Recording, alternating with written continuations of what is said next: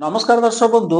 बजार को एबे आसबाक जाउची प्लास्टिक नोट अर्थात आमे एबे जो टंका बा जो कागज नोट व्यवहार जेमती करूचे सेही परि भाबे एबे बजार को आसबाक जाउची प्लास्टिक नोट अर्थात आमे जो 10 टंका 20 टंका ठाରୁ आरंभ करी 50 100 200 500 जहाँ भी आमे एबे व्यवहार करूचे सेही भली भाबरे एबे आगामी दिन रे कागज नोट बदल रे प्लास्टिक नोट आसियाक जाउची काहेकि ना आपण माने जानिथिबे आमे जेतले कागज नोट जेतले आमे व्यवहार करूचे कोन होउची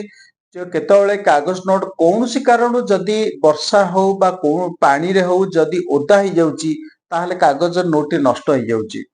बा जदी बहुत दिन जदी आम पाखरे कागज नोट रहउची ताहले कोन होउची से बहुत पुराना ही जाउची बा चिरा फटा होई नष्ट भी ही जाउची तेणु एथिरे अनेक भी समस्या भी रहिची तेबे एसबु को नजर रखी सरकार एबे कागज नोट बदल रे एबे प्लास्टिक नोट मार्केट को छाड़िबा पई एबे चिंता करछंती तेणु सेथि पई वर्तमान या खूब कम दिन भितरे 10 टंका आ 20 टंका प्रथमे 10 टंका आ 20 टंका ए दुई प्रकार नोट एबे भारत बजार माने आम मार्केट रे आसबाक जाउची तेबे चलंतु संपूर्ण तथ्य उपरे नजर पकाइबा तेबे पॉलीमर नोट प्रचलन को मिलिला मंजूरी राज्यसभा रे लिखित उत्तर रे एही सूचना देले केंद्र अर्थमंत्री निर्मला सीतारमण 10 और 20 टंकिया पॉलीमर नोट फील्ड ट्रायल बा परीक्षामूलक प्रचलन पई मंजूरी करा जायछि उभय मूल्यर पाखापाखि 100 कोटी लेखाए पॉलीमर नोट परीक्षामूलक प्रचलन पई रिजर्व बैंक ऑफ इंडिया बा जोटा हमर आरबीआई भारत सरकार को प्रस्ताव देइतिले तेणु सरकार एहा को मंजूरी करछन्ती बोली केंद्र अर्थमंत्री निर्मला सीतारमण राज्यसभा रे लिखित उत्तर दैछन्ती तेबे एठारे प्रश्न उठुची कागज नोट पूर्व परि चालू रहिबो ना बंद होइजिबो ना कागज नोट बंद हेबो नै किंतु पॉलीमर नोट सहित कागज नोट भी पूर्व परि चालू रहिबो आरबीआई और केंद्र सरकार एने स्पष्ट भावे कहिसछन्ती तेणु पॉलीमर नोट पर्याप्त पर्याय अनुसार मार्केट रे छड़ा जिवो ता सहित कागज नोट भी चालू रहिबो काहेकि ना देखंतु कागज नोट सहित प्लास्टिक नोट निश्चित भाबरे चालू रहिबो किंतु परवर्ती मूल्य धीरे धीरे मार्केट रे पॉलीमर नोट कब्जा करबा परे कागज नोट बंद हेबा नै सरकार नहीं पारती किंतु वर्तमान से बड़ी कौन से निष्पत्ति आसी नहीं तेबे एथिपाई सरकार एक सर्कुलर जारी करिवे सर्कुलर जारी न होबा पर्यंत कागज नोट पूर्व परि जारी रहिबो तेबे एई पॉलीमर नोट टी कोन चलंतु जानिबा पॉलीमर नोट कौनसी कागज नुहे बरम बाई एक्सियली ओरिएंटेड पॉलीप्रोपिलीन बा बीओपीपी नामक एक स्वतंत्र प्लास्टिक पल्प रु एहा तयारी होइताय प्रथमे बीओपीपी प्लास्टिक पल्प को अत्यंत पतला और नमनीय करी प्रस्तुत करा जाए एही पल्प टी पूरा नोट रो आधार भावे काम करे अर्थात प्लास्टिक टी स्वच्छ थाए नोट तयारी करिबा पई एहार उभय पार्श्व रे स्वतंत्र प्रकार धळा काली व्यवहार करा जाए काहेकि ना जहा द्वारा कोन हुए नोट देखिबा को कागज परि लागे किंतु ट्रांसपेरेंट विंडो रखिबा को थिबा अंश गुडी करे एही काली लगा जाए नहीं एहा परे नोट रो डिजाइन मान जो भलिया डिजाइन हेतिबो तार रंग मूल्य एवं अन्य सुरक्षा चिन्ह गुडी को स्वतंत्र प्रिंटिंग प्रक्रिया द्वारा छपा जिवा तापरे पॉलीमर नोट रे काली प्लास्टिक सीट सह एपरि भावे मिसी जाए जे ताहाको सहज रे उठाइबा संभव नुहे छपा सइबा पर सेथिरे होलोग्राम रंग परिवर्तनकारी इंक एवं माइक्रोन प्रिंटिंग जोड़ा जाए शेष पर्याय बड़ बड़ सीट गुडी को निर्दिष्ट आकार रे काटी नोट रो रूप दिया जाए तेबे एही परि भाबरे तयारी होई थाए पॉलीमर नोट बा जोटा हमर कहउछन बे प्लास्टिक नोट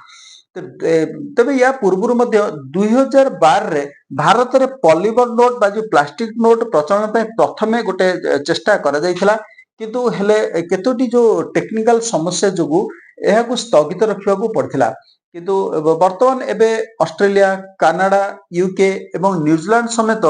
विश्वर पाखापाखि 60 रु अधिक देश रे पॉलीमर नोट वर्तमान भी प्रचलन एबे जारी रहिछि तेबे चलतु जानिबा भारत रे केबे और केते थर ए जो नोट बदलिछि स्वाधीनता परठारु एपर्यंत भारत रे तीन थर बड़ धरणर विमुद्रीकरण होइछि किंबा बड़ मूल्यर नोट को बंद करबा को निष्पत्ति निया जाइछि प्रथम थर 1946 मसिया रे तत्कालीन जोटा हमर ब्रिटिश सरकार भारत रे 500 1000 ଏବଂ 10,000 ନୋଟ ବନ୍ଦ କରିଦେଇଥିଲେ। ସେତେବେଳେ ବି 10,000 ନୋଟ ବି ଚାଲୁଥିଲା। କଳାଧନ ଓ ଯୁଦ୍ଧ ସମୟରେ ସେ ସମୟରେ ଯୁଦ୍ଧ ଚାଲିଥିଲା। ତେଣୁ ସେ ବେଆଇନ ଆୟକୁ ନଷ୍ଟ କରିବା ଏବଂ ବାହାରକୁ ଆଣିବା ପାଇଁ ବ୍ରିଟିଶ ସରକାର ଏହି ନିଷ୍ପତ୍ତି ନେଇଥିଲେ। ଏହାପରେ 1954 ମସିହାରେ ସରକାର 1000, 5000 ଓ 10,000 ନୋଟକୁ ପୁନଃ ପ୍ରଚଳନ କରିଥିଲେ। ଯୋଉଟା ବନ୍ଦ ହେଇଥିଲା ପୁଣି ଥରେ ତାକୁ ପ୍ରଚଳନ କରିଥିଲେ। ଏହାପରେ ଜାନୁଆରୀ 1978 ମସିହାରେ ଆମର ଯିଏ ମୋରାରଜୀ ଦେଶାଇଙ୍କ ସରକାର ସମୟରେ 1000, 5000 ଓ 10,000 ଟଙ୍କାର ସେ ମୂଲ୍ୟର ବଡ ନୋଟକୁ ମଧ୍ୟ ବନ୍ଦ କରିଦେଇଥିଲେ ପରବର୍ତ୍ତୀ ମୁହୂର୍ତ୍ତରେ। କାହିଁକି ନା ସେ ସମୟରେ ଯୋଉ ନିର୍ବାଚନରେ ଯୋଉ ଥିଲା ସେତେବେଳେ ଥିବା କଳାଧନର ବ୍ୟବହାର ଓ ଦୁର୍ନୀତି ରୋକିବାକୁ ସରକାର ଏପରି ନିଷ୍ପତ୍ତି ନେଇଥିଲେ। ଏହାପରେ 2016 ବର୍ତ୍ତମାନ ଯୋଉ ନିକଟରେ ଶେଷ ଥର ପାଇଁ 2016 ନଭେମ୍ବର 8 ତାରିଖରେ ପ୍ରଧାନମନ୍ତ୍ରୀ ନରେନ୍ଦ୍ର ମୋଦି ରାତି 8ଟା ବେଳେ ହଠାତ୍ ଘୋଷଣା କରିଥିଲେ 500 ଆଉ 1000 ଟଙ୍କିଆ ନୋଟ ପ୍ରଚଳନକୁ ବନ୍ଦ କରିଦେଇଥିଲେ। ଗୋଟିଏ ଘୋଷଣାରେ ଏଇ ଦୁଇଟି 500 ଆଉ 1000 ଟଙ୍କା ବନ୍ଦ ହୋଇଯାଇଥିଲା। ଏହା ଜାଗାରେ ନୂଆ 500 ଟଙ୍କିଆ ନୋଟ ଆଉ 2000 ଟଙ୍କିଆ ଆଉ 200 ଟଙ୍କିଆ ନୋଟ ମଧ୍ୟ ଜାରି କରିଥିଲେ। ଏହାପରେ ମୋଦି ସରକାର 2023 ଯୋଉଟା ଆମର ମେ 19 ତାରିଖରେ କ୍ଲିନ ନୋଟ ପଲିସିରେ 2000 ଟଙ୍କିଆ ନୋଟର ଯୋଉ ପ୍ରଚଳନକୁ ପ୍ରତ୍ୟାହାର କରି ନେଇଥିଲେ। କିନ୍ତୁ ଏହାକୁ ବିମୁଦ୍ରୀକରଣ ବୋଲି ନ କହି ଏହାର ପ୍ରଚଳନ ଏବେ ମଧ୍ୟ ବି ଜାରି ରଖିଛନ୍ତି। ତେବେ ମୋଟାମୋଟି ଭାବେ ଦେଖିଲେ ବର୍ତ୍ତମାନ ଯୋଉ ପ୍ଲାଷ୍ଟିକ ନୋଟ କେବଳ ଆସିବ 10 ଟଙ୍କିଆ ଆଉ 20 ଟଙ୍କିଆର ନୋଟ, ମାନେ ଅନ୍ୟ ସବୁ ନୋଟ ଏଇଟା ଗୋଟେ ପରୀକ୍ଷଣମୂଳକ ଭାବେ ଗୋଟେ ପ୍ରଥମେ ଆରମ୍ଭ ହେବାକୁ ଯାଉଛି। ତାପରେ ହୁଏତ ଆଗାମୀ ଦିନ ଗୁଡାକରେ ଆମର ଯୋଉ ଅନ୍ୟ ନୋଟ ଗୁଡିକ ରହିଲା ଯେମିତି କି 50, 100, 200, 500 ଏଇ ସବୁ ନୋଟ ଗୁଡିକ ମଧ୍ୟ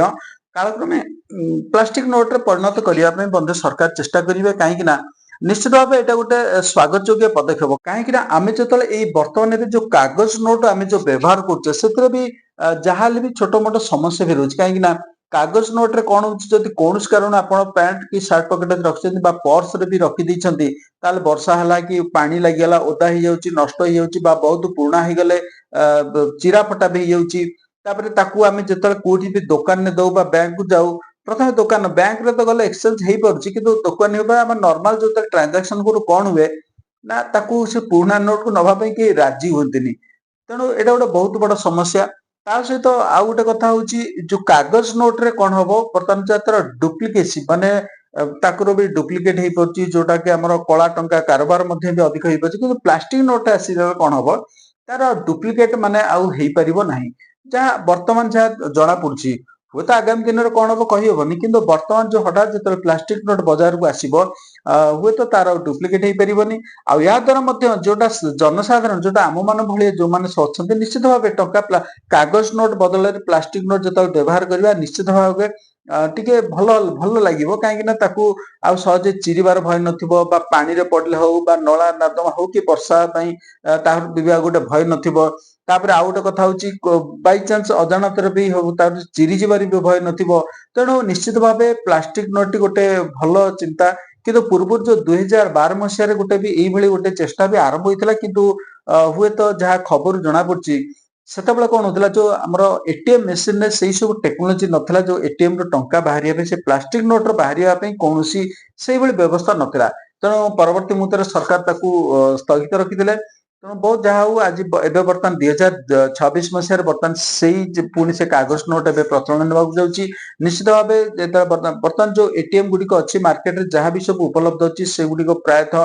ବର୍ତ୍ତମାନ ନୂଆ ଟେକ୍ନୋଲୋଜିରେ ହେଇଛି। ତେଣୁ ସେଥିପାଇଁ ଆଉ କୌଣସି ପ୍ରକାର ବି ଅସୁବିଧା